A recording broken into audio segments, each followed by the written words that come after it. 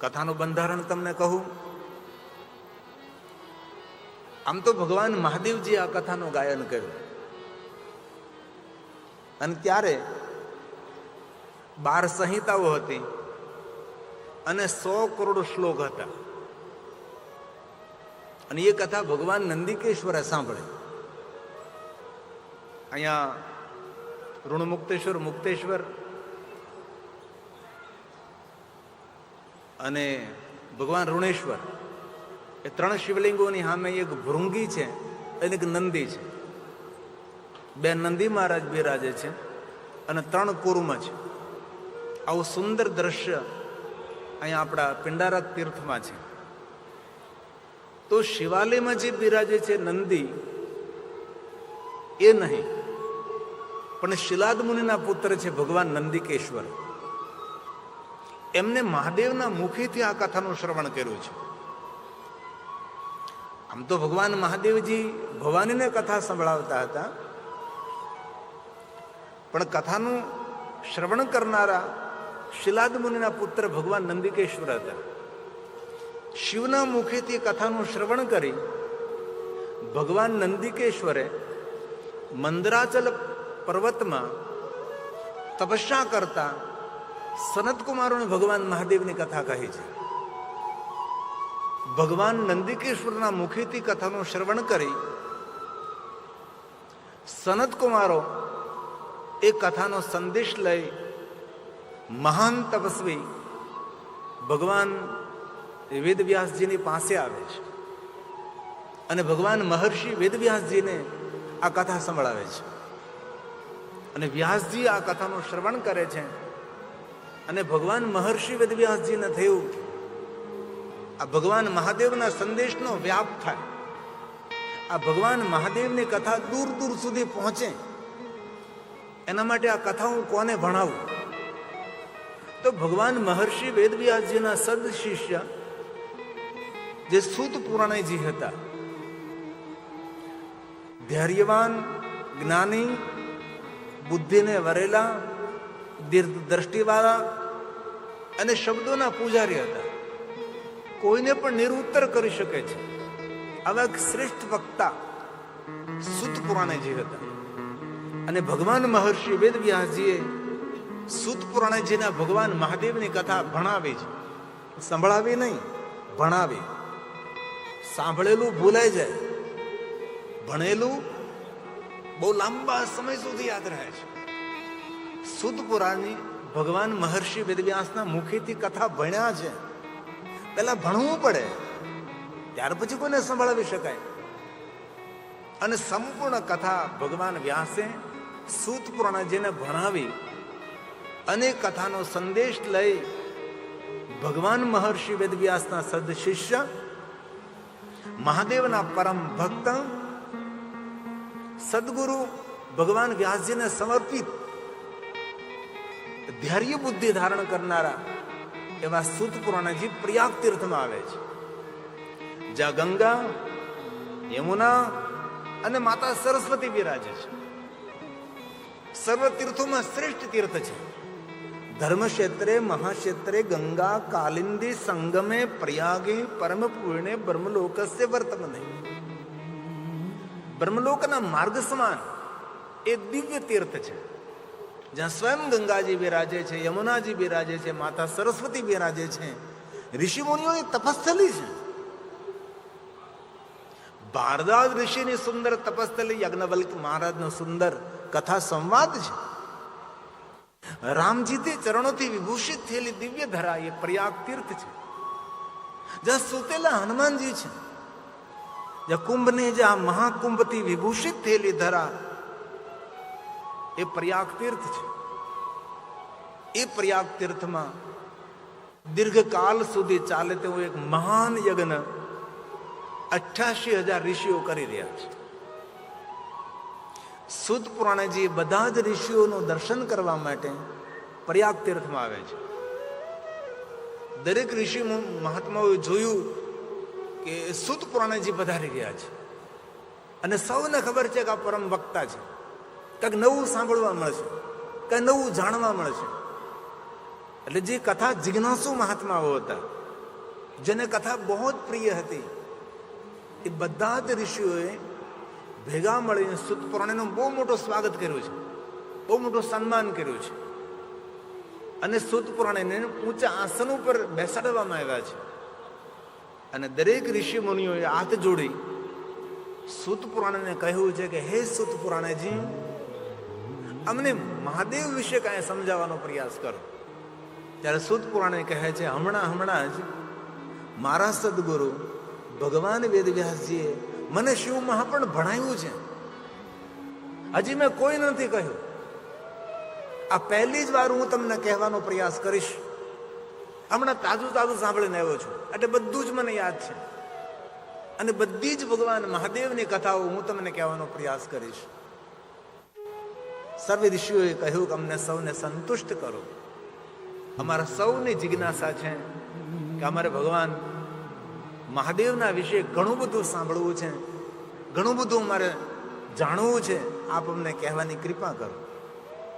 આ રીતે પ્રયાગ તીર્થમાં સૂત પુરાણે અને શૈનકાદી મહાત્માઓનો સુંદર સંવાદ શરૂ થાય છે. અને પ્રયાગ તીર્થમાં મહાદેવની કથાનો પ્રારંભ થાય છે. અને શિવ મહાપણા ગ્રંથમાં પ્રથમ 5 શ્લોક એ પ્રશ્નાર્થ છે. અમારે શું સાંભળવું છે, અમારે કયા વસ્તુ પર જાણવું છે, આ બધી જ જિજ્ઞાસાઓ વ્યક્ત કરી છે. અને શિવ મહાપણ ગ્રંથનો પ્રારંભ થતા આ ગ્રંથની વંદના છે. 9 દિવસ જે ગ્રંથનું શ્રવણ કરવાનું છે, જેની કથા આપણે સાંભળવાની છે, જે કથા સમજવાનો પ્રયાસ કરવાનો છે, આ શિવ મહાપણ ગ્રંથની કથા શ્રવણ કરીએ એ પહેલા જે ગ્રંથની આપણે પૂજા કરી છે, જે ગ્રંથને મસ્તક ઉપર ધારણ કરીને આપણે બિરાજમાન કર્યો છે, એ ગ્રંથની પહેલા આપણે વંદના કરશું. તો ગ્રંથ કૃપા થાય, ગુરુ કૃપા થાય, ઈષ્ટ કૃપા થાય, પિતૃ કૃપા થાય. તેથી પ્રથમ આપણે આ શિવ મહાપણ ગ્રંથના જ વંદના કરીશું. અને શિવ મહાપણ ગ્રંથને વંદન કરવાથી સર્વ દેવાર્ચનમ ફલમ ચ. જો કોઈ મનુષ્ય આદરથી, ભાવથી, ભક્તિથી આ શિવ મહાપણ ગ્રંથને પગે લાગે છે, એ માણસને વિશ્વમાં જેટલા દેવતાઓ છે, જેટલી દેવીઓ છે, જેટલા તીર્થો છે, આ સૌનું પૂજન અર્ચન કરવાનું ફળ પ્રાપ્ત થાય. આ ગ્રંથની વંદના કરવા માત્ર. અને પાછું કેવું સરસ, નમસ્કુર્યા દૂરતઃ. એવું પાછું ના કહો કાંઈ આવો તમે સ્પર્શ કરો પછી બાજુમાં પગે લાગો, એવું નહીં કહ્યું. નમસ્કુર્યા દૂરતઃ. જ્યાં બેઠા છો, જ્યાં આપણી ઉપસ્થિતિ છે, જ્યાં આપણે ઊભા છીએ ત્યાંથી નમસ્કુર્યા દૂરતઃ સર્વદેવાર્ચનમ છે. જ્યાં તમે ઊભા છો, જ્યાં તમે બેઠા છો ત્યાંથી આ શિવ મહાપણ ગ્રંથને પગે લાગો તો સર્વદેવાર્ચનમ ફલમ છે. વિશ્વના જેટલા દેવતાઓ છે, બધા દેવતાઓની પૂજા કરવાનું ફલ આ શિવ મહાપણ ભગવાનને પગે લાગવા માત્રથી મળે છે. આ ખાલી પગે લાગવા માત્રથી, તો કથા સાંભળવાથી શું ન મળે? ચરિત્રમ દેવદેવસ્ય મહાદેવસ્ય પારમ પરમોદારમ ચતુર્વર્ગ સાધનમ. જે કોઈ ભગવાનની કથાનું શ્રવણ કરે છે તેના જીવનમાં કોઈ કમી નથી રહેતી. ભગવાન મહર્ષિ વેદવ્યાસજી એક વાર ને અનેક વાર કહ્યું છે, પિતૃનો ઉદ્ધાર કરનારો કોઈ શ્રેષ્ઠ ગ્રંથ હોય તો શિવ મહાપણ ગ્રંથ છે. મુક્તિ આપનારો કોઈ ગ્રંથ હોય તો શિવ મહાપણ ગ્રંથ છે. જીવનમાં તૃપ્તિ આપનારો ગ્રંથ હોય તો શિવ મહાપણ ગ્રંથ છે. કલયુગની અંદર માનવ માત્ર માટે જો કવચ હોય તો શિવ મહાપણ ગ્રંથ છે. આ કલયુગની અંદર ભગવાન મહાદેવની ભક્તિની વૃદ્ધિ થઈ રહી છે. અને તમે યુવાન દીકરા દીકરીઓ જો ભગવાન શિવને કેટલું માનવા લાગ્યા છે. એ લોકો ટેકનોલોજીને જાણનારા છે. તેને ગૂગલમાં જોયું કે ભગવાન રામજીએ કોની પૂજા કરી, તો કે શંકર ભગવાનની. ભગવાન દ્વારકાધીશે કોની પૂજા કરી, તો કે શંકર ભગવાનની. સપ્તઋષિઓ કોની પૂજા કરી, તો કે શંકર ભગવાનની. વિશ્વના દેવતાઓએ કોની પૂજા કરી, તો કે શંકર ભગવાનની. ગામડે ગામડે, નગરે નગરે, મહાનગરે કોના વધારેમાં વધારે મંદિરો છે, તો શંકર ભગવાનના. તેથી આજનો યુવા ધન મહાદેવ પ્રત્યે ભાવ ધરાવે છે. કાલે પણ મને ઘણા બધા યુવાન દીકરા આપણા આહિર સમાજના મળ્યા હતા, કહેતા હતા કે બાપુ અમે હજાર ભગવાન મહાદેવના પાર્થિવ શિવલિંગની પૂજન કરીએ છીએ. કાલે જ્યારે હું આવ્યો ત્યારે એટલા બધા મને યુવાન ભાઈઓ બધા મળ્યા, યુવાન દીકરાઓ મળ્યા, એટલું આમ હર્ષથી કહેતા બાપુ મહાદેવના ભક્ત છે, બાપુ મહાદેવના ભક્ત છે. અને યદુવંશના ઈષ્ટદેવ ભગવાન મહાદેવ છે, દ્વારકાધીશના ઈષ્ટદેવ ભગવાન મહાદેવ છે.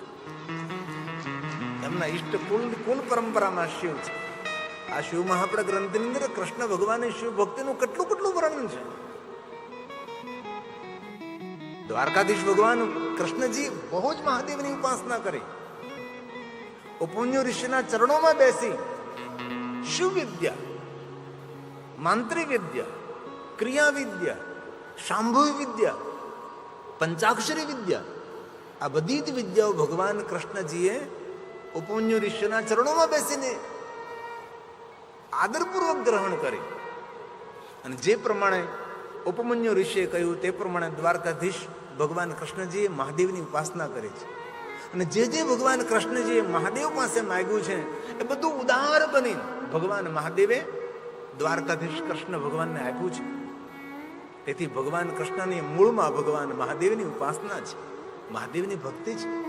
રૂકમણી પણ મહાદેવની ઉપાસક. સૌની શિવ ભક્તિનું વર્ણન છે. દુર્વાસા મુનિ તો સાક્ષાત શિવ છે, અત્રિ અનસૂયાના પુત્ર છે અને શિવ અંશ અવતાર છે. સૌનો ઉદ્ધાર કરવા માટે, સૌનું મંગલ કરવા માટે, સૌનું કલ્યાણ કરવા માટે ભગવાન દુર્વાસા મુનિ ફક્ત ક્રોધી નહીં, એ કરુણા અવતાર પણ હતા. જે દુર્વાસા મુનિની પરીક્ષામાંથી પરિપૂર્ણ ઉતર્યા છે તેને કેટલા મોટા વરદાનો આપ્યા છે, કેટલા મોટા આશીર્વાદ આપ્યા છે. પણ લોકોની સામે દુર્વાસા મુનિની એક જ વાત મૂકવામાં આવી કે દુર્વાસા મુનિ ક્રોધી છે. અસત્યના માર્ગ ઉપર કોઈ જતું હોય, નિયમનું ઉલ્લંઘન કરે તો દુર્વાસા મુનિ ક્રોધ કરે, તેને શ્રાપ આપે. ધર્મને અનુશાસનમાં રાખવા માટે, રાજાઓને અનુશાસનમાં રાખવા માટે દુર્વાસા મુનિની એક પણ કથા એવી મને નહીં મળી કે દુર્વાસા મુનિ કારણ વગરનો ક્રોધ કરે. આપણે જે કોઈ સામાન્ય કારણ ન હોય તો આપણે ક્રોધ કરતા હોય, એ દુર્વાસા મુનિ નથી. કોઈ તેની પાછળનું તથ્ય છે, તેની પાછળનું કોઈ રહસ્ય છે. અને દુર્વાસા મુનિએ જ્યાં ક્રોધ કર્યો છે ત્યાં કરુણા પણ વરસાવે છે. એવા દુર્વાસા મુનિ સાક્ષાત ભગવાન મહાદેવના અંશ અવતાર છે, ભગવાન શિવના સ્વરૂપ છે. શિવ મહાપણા અંતર્ગત શતરુદ્ર સંહિતામાં ભગવાન મહાદેવના અવતારોની કથા છે. એમાં એક દુર્વાસા અવતાર પણ છે. અને દુર્વાસા મુનિના અવતાર સ્વરૂપે ભગવાન મહર્ષિ વેદવ્યાસજીએ 70 શ્લોકો ગાયા છે કે દુર્વાસા મુનિનું જીવન કેટલું દિવ્ય રહ્યું, દુર્વાસા મુનિએ કેટલા દિવ્ય કાર્યો કર્યા છે. આ બધી દુર્વાસા મુનિ પ્રત્યેની વાતો શિવ મહાપણા ગ્રંથમાં કહી છે. બને એટલી શ્લોકાત્મક, સર્વ સિદ્ધાંત નિષ્પન્નમ, સિદ્ધાંત સાથે શ્લોકાત્મક આપને કહેવાનો પ્રયાસ કરીશ. આજે તો ભગવાન મહાદેવને આપણે કથાનો પ્રારંભ કરીએ છીએ. તો અતિ પ્રાચીન દિવ્ય સ્થાન, પિંડતારક સ્થાન, પિંડારક, એવી દિવ્ય ભૂમિની અંદર આપણે આજે શિવ મહાપણા ગ્રંથને પગે લાગીએ અને ત્યાર પછી ધીરે ધીરે કથામાં પ્રવેશ કરીએ અને વધારે મહાદેવની કથા કહેવાનો પ્રયાસ કરું. તો એક શ્લોકમાં શિવ મહાપણા ગ્રંથને પગે લાગી લઈ અને જલ્દી ભગવાન મહાદેવની કથાના દ્વાર ખોલીએ ભાવથી અને આદરથી. વંદે શિવ પુરાણમ. એક શ્લોક મહાદેવની વંદના છે. શિવપુરાણનો એક શ્લોક પુણ્ય આપનાર છે, એક શ્લોક પિતરોનો ઉદ્ધાર કરનાર છે. ભલે આપણને સંસ્કૃત ભાષા સમજાય નહીં, પણ શ્રવણ માત્ર પાપ હારિકા, શ્રવણ કરવા માત્રથી માણસના પાપને હરનારા શિવ મહાપણા ગ્રંથના એક શ્લોક છે. તેથી આપણે ભગવાન મહાદેવના વાંગમય સ્વરૂપ શિવમાં આપણા ગ્રંથને આપણે પગે લાગીએ છીએ, ભાવથી અને આદરથી તેને પગે લાગીએ છીએ. વંદે શિવ પુરાણમ સર્વદા પ્રસન્ન. કેવી રીતે પગે લાગુ છું? પ્રસન્ન બુદ્ધિથી, પ્રસન્નતાપૂર્વક. જે માણસે કોઈ પણ ક્ષેત્રમાં સફળ થવું હોય તે માણસોએ પ્રસન્ન રહેવું પડે છે. પ્રસન્ન બુદ્ધિથી, પ્રસન્ન ચિત્ત રાખી, પ્રસન્ન મુખમુદ્રાથી આપના વાંગમય સ્વરૂપ શિવ મહાપણ ભગવાનને હું પ્રણામ કરું છું. સદૈવ પ્રસન્ન રહેવું એ પરમાત્માને શ્રેષ્ઠ ઉપાસના છે. જીવનના દરેક સુખોની જનની એ પ્રસન્નતા છે. પણ ભાગ્ય જ કોઈ માણસ એવો હોય કે જે સદૈવ પ્રસન્ન રહી શકે છે. પ્રસન્ન રહેનારો માણસ શ્રેષ્ઠ અને સુંદર વિચાર કરી શકે છે. સર્વ સદગુણોમાં શ્રેષ્ઠ કોઈ સદગુણ હોય તો એ પ્રસન્નતા છે. તેથી ભગવાને એમ કહ્યું, મારી પ્રસન્ન બુદ્ધિથી, પ્રસન્નતાપૂર્વક શિવ મહાપણ ભગવાનને પગે લાગો છો. આપનું વાંગમય સ્વરૂપ ધન્ય શિવ મહાપણ સે કથા પરમ પાવની યસ્ય શ્રવણ માત્રણ પાપૈયા નપી મુક્તિ ભક. કોઈ પણ મનુષ્ય હોય એ મુક્તિને પ્રાપ્ત થનારો છે. કથા જગતને પાવન કરનારી છે. કથા સૌનું મંગલ અને કલ્યાણ કરનારી છે. તેથી આપના વાંગમય સ્વરૂપ શિવ મહાપણ ભગવાનને હું પ્રણામ કરું છું, જે મનુષ્ય માત્રનું કલ્યાણ કરનારી છે. ધન્ય ધન્ય કથા શંભો સ્તવમ ધન્યો ધન્ય એવ ચ યદા કર્ણ માત્રણ શિવલોકમ વર્જે નરઃ. જે કોઈ મનુષ્ય આદરથી, ભાવથી, ભક્તિથી આ કથાનું શ્રવણ કરશે એ મનુષ્ય ભગવાન મહાદેવના લોકને પ્રાપ્ત થશે.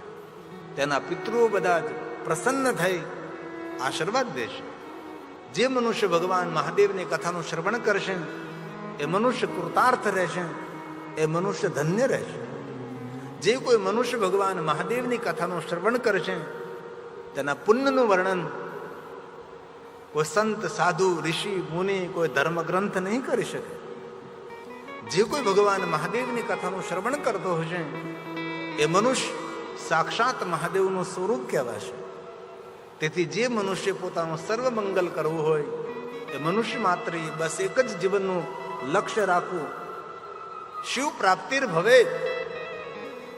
મારું ચિત્ત, મારું મન ભગવાન મહાદેવને કઈ રીતે સમર્પિત થાય, મારું લક્ષ્ય જીવનનું શિવ સુધી કઈ રીતે નિશ્ચિંત થાય, એ કરવા માટે શ્રવણ પ્રીતિ લાલસા નિરંતર ભગવાનની કથાનું શ્રવણ કરવું, નિરંતર ભગવાનની કથાનું શ્રવણ કરવું. એક કથા નહીં, નિરંતર કથા સાંભળતી રહેવી, નિરંતર કથા સાંભળતી રહેવી. અને જે કોઈ આ કથાનું શ્રવણ કરે છે ફલમ વક્તું ન શકનું. કથા સાંભળવાનું જે ફલ મળે છે, ભગવાન વ્યાસજી કહે છે કે ફલનું વર્ણન હું ન કરી શકું. પણ જે માણસે પોતાનો ઉદ્ધાર કરવો હોય, સદાશિવ્યા સદાશિવ્યા સદાશિવ્યા વિશેષતઃ એત શિવ પ્રણસ કથા પરમ પાવની. જો મનુષ્ય મહાદેવની કથાનું શ્રવણ કરશે તો મનુષ્ય પાવન બની જશે. અને કથા સાંભળો જે પુણ્ય મળે છે એ પુણ્યનું વર્ણન કરવા માટે કોઈ સમર્થ નથી. રાસુયત પુણ્યમ અગ્નિષ્ટમ શતેન ચ તત્પુણ્યમ લભતે શંભુ. કથા શ્રવણ માત્ર તથા, કથા શ્રવણ કરવા માત્રથી અશ્વમેઘ સહસ્રાણી વાજપેય શતાને છે. આ બધા જ પુણ્યો કથા શ્રવણ કરવા માત્રથી મનુષ્ય માત્રને પ્રાપ્ત થશે. અને જ્યાં ભગવાનની કથા થશે તીર્થભૂતમિ તદગેહમ વસતામ પાપનાશનમ. જ્યાં જ્યાં ભગવાનની કથા થતી તીર્થોનું આહવાન નહીં કરવું પડે, તીર્થોને આમંત્રિત નહીં કરવા પડે, કોઈ આમંત્રણ, કોઈ આહવાન વગર બધા જ તીર્થો ત્યાં ઉપસ્થિત થશે જ્યાં ભગવાનની કથાનું ગાયન થશે. તેથી ભગવાન મહર્ષિ વેદવ્યાસજી આ શિવ મહાપડા ગ્રંથને સાંભળવાનો મહિમા કહે છે. યાદ રહે કે ન રહે, સાંભળો સાંભળો સાંભળો. શિવ મહાપડા ગ્રંથમાં વારંવાર કહ્યું શ્રવણ માત્રણ, શ્રવણ માત્રણ, શ્રવણ માત્રણ. એવું નથી કહ્યું કે યાદ રાખો, યાદ રાખો, યાદ રાખો. યાદ રહે કે ન રહે, પણ સાંભળવા માત્રથી મનુષ્યનું કલ્યાણ કરનાર આ શિવ મહાપડા ગ્રંથ છે. આપણે તો આજે તો હજી ખાલી શિવ મહાપડા ગ્રંથને પ્રણામ કરીએ છીએ. હજી તો કથાના દ્વાર ખોલવાના બાકી, કથાની અંદર ઉતરવાનું બાકી. અને બહુ ગંભીર વિષય છે. શિવ મહાપડા ગ્રંથ એટલો કોઈ સરળ વિષય નથી. રસમય તો છે જ, પણ તેના કરતા વધારે રહસ્યમય ગ્રંથ છે. સમજો, સમજાવો, લોકોના હૃદય સુધી પહોંચાડવો, એ વાતનું અનુસરણ કરે, એ વાતને જીવનમાં ઉતારે, એના માટે બહુ પ્રયાસ કરવા જેવો ગ્રંથ છે. તેથી આપણે તો શિવ મહાપડા ગ્રંથને પગે લાગીએ છીએ. અને ભગવાન વ્યાસજીનું ગાયેલું છે આ બધું જ. ભગવાન વ્યાસજી શિવ મહાપડા ગ્રંથને કેવી રીતે પગે લાગે છે એનું વર્ણન છે આ. વંદે શિવ પુરાણમ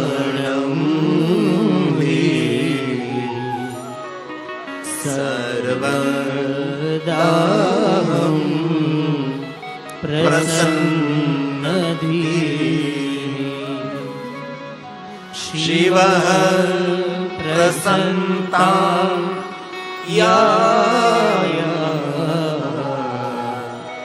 દત્યા સ્વપદયોરતિ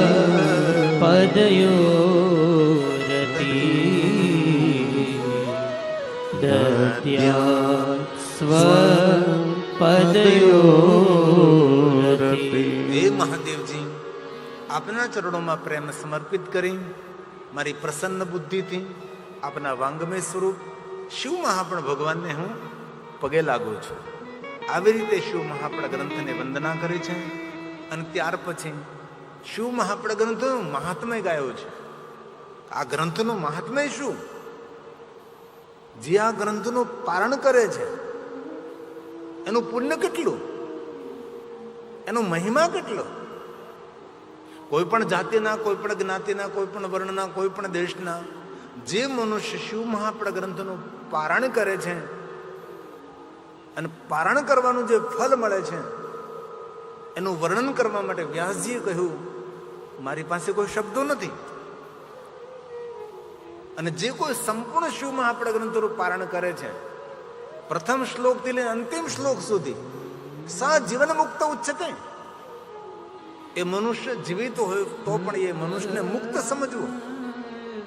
તેથી જ્યારે સમય મળે ત્યારે શિવ મહાપડા ગ્રંથનું પારણ કરવું. વધારે નહીં, શ્લોકમ શ્લોકાર્ધમેવ ચ સ પઠેત ભક્તિ સંયુક્ત સ પાપાન મુચ્યતે ક્ષણાત. જો મનુષ્ય શિવ મહાપડા ગ્રંથનું થોડું પણ પારણ કરે છે, થોડી પણ કથાનો પાઠ કરે છે, તો પણ તેના માટે એમ કહ્યું એક ક્ષણમાં, એક પલમાં એ મનુષ્ય પોતાના પાપોમાંથી મુક્ત થાય. એ પણ ન કરી શકે તો ભક્તિયાર્ચને દિને દિને ભક્તિ સાથે શિવ મહાપડા ગ્રંથનું અર્ચન કરે તો દિને દિને અશ્વમેધસ્ય. આ શિવ મહાપડા ગ્રંથનું પૂજન કરવા માત્રથી રોજ રોજ અશ્વમેધ યજ્ઞ કરવાનું પુણ્ય મળે. પહેલા કહ્યું કે પાઠ કરો, જાજુ ન થઈ શકે, શ્લોકમ શ્લોકાર્ધ એ પણ ન થઈ શકે. શિવ મહાપડા ગ્રંથની પૂજા કરો. ને આપણે સવારે પોથી યાત્રા, કલશ યાત્રા કાઢી. શા માટે? આ ગ્રંથને આપણે મસ્તક ઉપર ધારણ કર્યું. શા માટે ધારણ કર્યું? કે આમાં જે કાંઈ કહ્યું છે એ બધું જ અમારી શિરોમાન્ય છે. આપણા ધર્મગ્રંથોને આપણે આપણા મસ્તક ઉપર ધારણ કરીએ. શા માટે? એનો ભાવાર્થ એવો થાય છે કે આમાં જે કાંઈ કહ્યું છે, જે કાંઈ લખ્યું છે એ બધું જ અમે ગ્રહણ કરવા માટે તૈયાર છે. આ બધું જ અમારા માટે શિરોમાન્ય છે.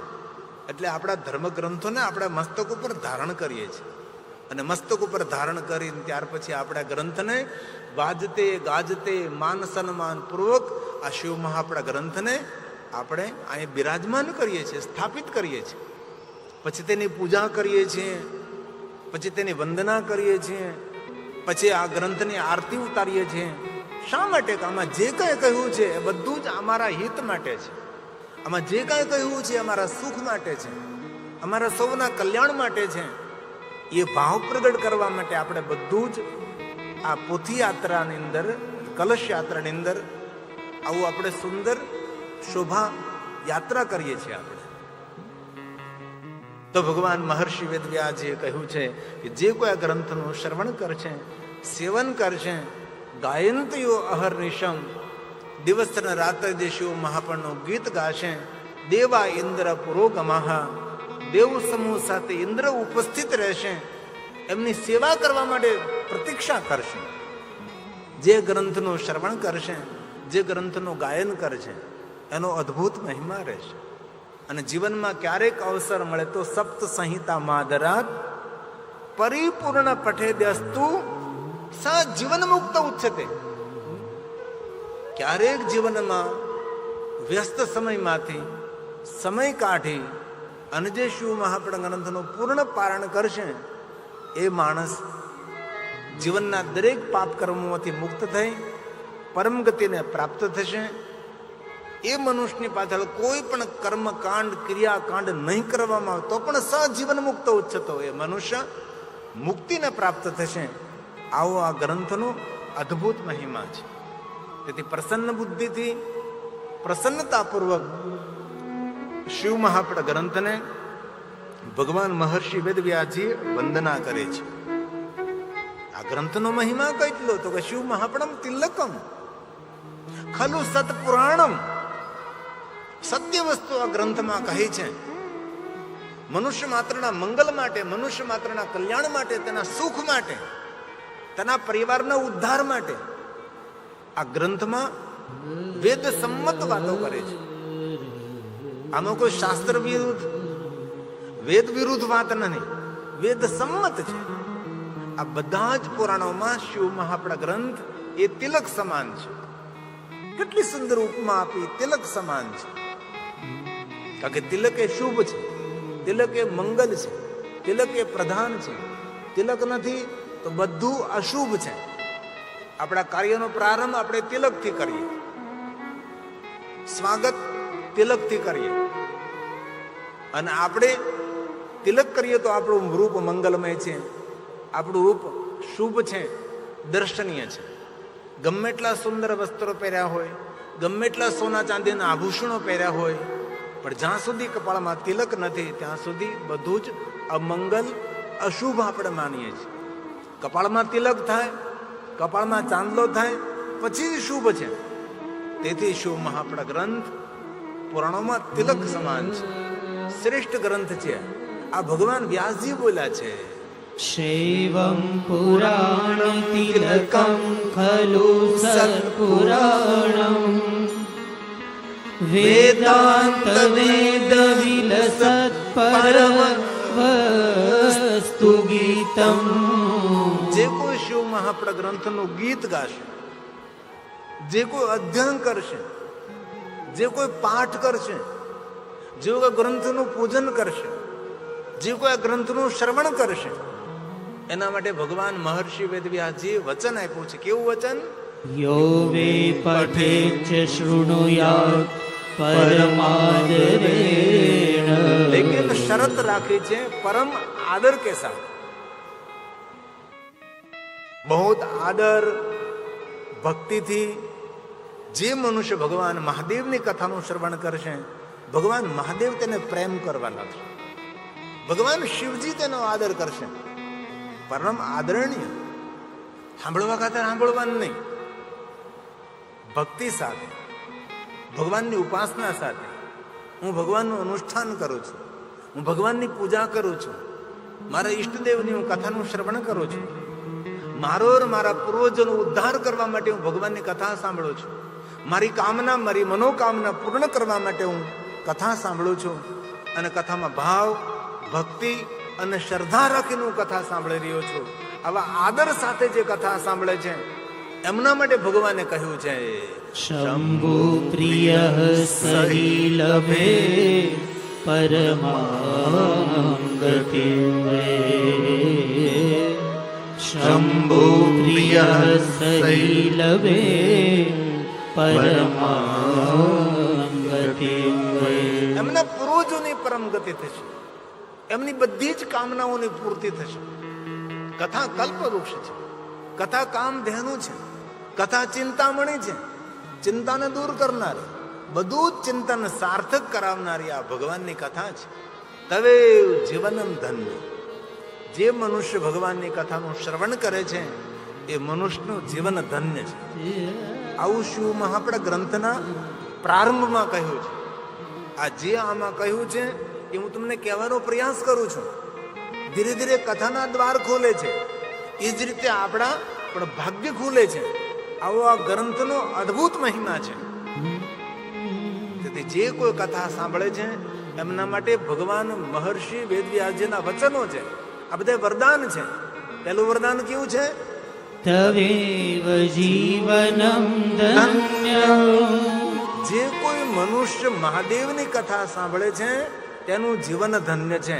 પછી તવેવ જન્મ સફલમ. જે કોઈ મહાદેવની કથા સાંભળે છે તેનો જન્મ લેવો સફળ છે. અને પછી શું કહ્યું ખબર? જે કોઈ કથા સાંભળે છે તેમની માતુશ્રી ધન્ય છે.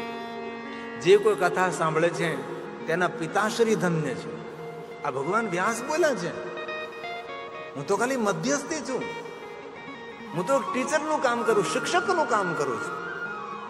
જે કઈ ભગવાને વચનો કહ્યા છે એ તમારા સુધી પહોંચાડવાનું મારું કામ છે. તેથી શ્લોકાત્મક ને સૂત્રાત્મક કથા કહેવાનો પ્રયાસ કરું. કારણ તો દુર્વાસા મુનિ સ્વયં કથા સાંભળે છે. અહીંયા આપણા પ્રધાન શ્રોતા કોણ? મહર્ષિ દુર્વાસા મુનિ. અને એ શિવજીના સ્વરૂપ છે, એમની તપસ્થલી છે. ભલે તેની ભૂમિ ઉપર પાણી આવી ગયું હોય, એ તો સૃષ્ટિનો નિયમ છે. જલ ત્યાં જલ ને સ્થળ ત્યાં જલ. એ તો પ્રકૃતિનું તાંડવ આ ધરતી પર ચાલતું રહેવાનું છે. પણ આપણને સૌને સૂક્ષ્મ સ્વરૂપે આ દુર્વાસા મુનિજી ખૂબ આશીર્વાદ આપી રહ્યા છે. ભલે તેને જોઈ ન શકીએ પણ અનુભૂતિ તો કરી શકીએ છીએ. હમણાં હું છત્તીસગઢમાં કથા કરવા ગયો તો સપ્તઋષિઓની તપસ્થલી હતી. સુંદર તપ, ચારો તરફ પહાડ હતા. સપ્તઋષિ અંગીરા ઋષિનો આશ્રમ હતો. ઋષિ શૃંગીનો આશ્રમ હતો. ગૌતમ ઋષિનો આશ્રમ હતો. અત્રિ ઋષિની તપસ્થલી. આ બધું ત્યાં એક દિવ્યતાથી ભરેલું, ઘનઘોર જંગલમાં પહાડોની વચ્ચે દિવ્ય ભૂમિમાં સપ્તઋષિ તપસ્થલી કહેવાય ત્યારે છત્તીસગઢમાં. જંગલ હતું, ઘનઘોર જંગલ હતું. જેમ આપણો સમંદરનો કિનારો છે, એની ધરતીમાં પણ કાંઈક ફરક લાગે, આપણને થોડીક અલગ લાગે. એની આબોહવા પણ જુદી લાગે. એની હવામાં પણ કંઈક જુદાપણું લાગે, ભેજ લાગે છે. કાલક્રમે દુર્વાસા મુનિ કેટલું એ તપ કર્યું છે. ભગવાન દ્વારકાધીશ પધાર્યા હશે. આ પુણ્ય આપનારી, પુણ્યની વૃદ્ધિ કરનારી, પિતૃની પરમગતિ કરનારી આ દિવ્ય ભૂમિ પર આપણે 9 દિવસ માટે ભગવાનની કથાનું શ્રવણ કરવાનું છે આપણે. તેથી જે કોઈ કથા સાંભળે છે એમના માટે કહ્યું તેની માતુશ્રી ધન્ય છે, તેના પિતાજી ધન્ય છે. તવેવ જનની ધન્યા. ભગવાન વ્યાસ બોલે છે તવેવ જनको ધન્ય. તેના પિતા ધન્ય છે, તેની માતુશ્રી ધન્ય છે. તવેવ જनको ધન્ય. અને ત્યારબાદ ભગવાન કહે છે તેનું કુલ પણ ધન્ય છે. જે મહાદેવની કથા સાંભળે છે કુલમ ઉત્કૃષ્ટમ. દાદા, પરદાદા, પિતા, એમના પિતા, એમના પિતા, જેટલા આપણા પૂર્વજો છે, જ્યારથી આપણું સર્જન થયું ત્યારથી જેટલા આપણા પિતા છે, આપણે સૌ ઋષિઓના સંતાન છીએ. આ બધા જ પૂર્વજો ધન્ય છે. જે કોઈ કથા સાંભળે મહાદેવની, એમના માટે ભગવાન વ્યાસે આ બધા વચનો આપ્યા છે. તવેવ કુલ મૃત્કૃષ્ટમ, તેના કુલને પ્રણામ છે, તેનું કુલ ધન્ય છે, તેના પૂર્વજો ધન્ય છે, તેના પિતૃઓ ધન્ય છે. અને હવે ભગવાન એમ કહે છે, હું સત્ય કહું છું, હું સત્ય કહું છું, મારી વાત ઉપર સંશય નહીં કરશો. કારણ કે મનુષ્ય સંશયશીલ પ્રાણી છે, વાત વાતમાં સંશય કરે, અનુસરણીય પ્રાણી છે, અનુકરણીય પ્રાણી છે, બીજા જેવું કરવા ટેવાયેલા છે, અને કોઈ કાંઈ કહે તો તેના પર સંશય કરીએ. તેથી ભગવાને વજન દઈને કહ્યું કે હું જે તમને કહું છું તેમાં કોઈ સંશય નહીં કરતા. ભગવાન સ્વયં બોલ્યા છે, સત્યમ સત્યમ ન સંશય, કોઈ સંશય નહીં. યતઃ સદાશિવે ભક્તિઃ દ્રશી ત્વયિ રાજતે, દ્રશી ત્વયિ રાજતે. ભગવાને એમ કહ્યું છે કે જેના હૃદયમાં મહાદેવની ભક્તિ રાજ કરે છે તે દર્શનીય છે. સત્ય કહું છું, સત્ય કહું છું, સત્ય કહું છું. ન પશ્યંતિ મહાદેવમ. ભગવાન વ્યાસ એમ કહે, જે મહાદેવનું દર્શન નથી કરતો, સૃષ્ટિના સાક્ષી સ્વરૂપે જે ભગવાન શિવને દેખતો નથી, મહાદેવનું પૂજન નથી કરતો, ભગવાન વ્યાસ કહે છે તેને મૂર્ખ સમજવું. કેટલું ભગવાન બોલ્યા છે. જે મહાદેવનું દર્શન નથી કરતો, સૃષ્ટિના સાક્ષી સ્વરૂપે શિવજીને સ્વીકારતો નથી, ન કુર્વંતી શંકર પૂજનમ, ન કુર્વંતી. જે કોઈ દિવસ મહાદેવનું પૂજન નથી કરતો એવા માણસને મૂર્ખ સમજવો. આપણે સૌ તો કેટલા ભાગશાળી છીએ. આપણે ભગવાનની પૂજા કરીએ છીએ, ભગવાન મહાદેવનું ભજન કરીએ છીએ, ભગવાન શિવનું સ્મરણ કરીએ છીએ. અને આજે અહો ભાગ્ય આપણા પૂર્વજોના હવે પુણ્ય ઉદય થયા છે, આપણા બાપ દાદાઓના કોઈ પુણ્ય ઉગ્યા હશે. આજે આ પવિત્ર